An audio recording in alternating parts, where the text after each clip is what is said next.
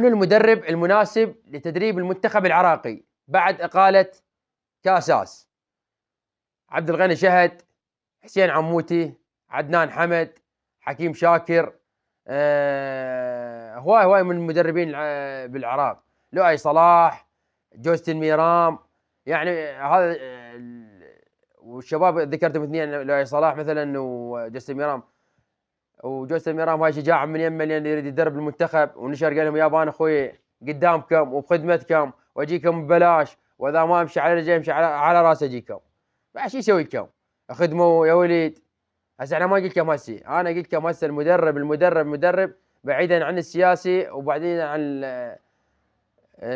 اي شيء. عدنان حمد المدرب الوحيد اللي راح يصعدنا لكاس العالم.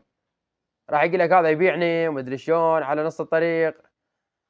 انا قلت لكم المدرب الوحيد اللي راح يصعدني عدنان حمد، وبعد عدنان حمد لو عبد الغني شهد، لو بعد مدرب يعني ما يحضرني، يعني ما يحضرون المدربين، ما يحضرون هواي.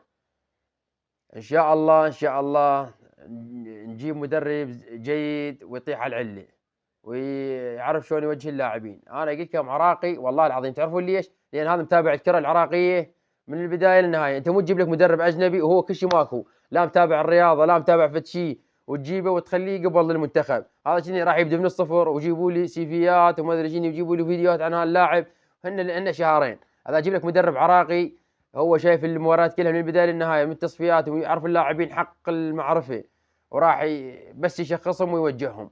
احنا نطالب بمدرب عراقي.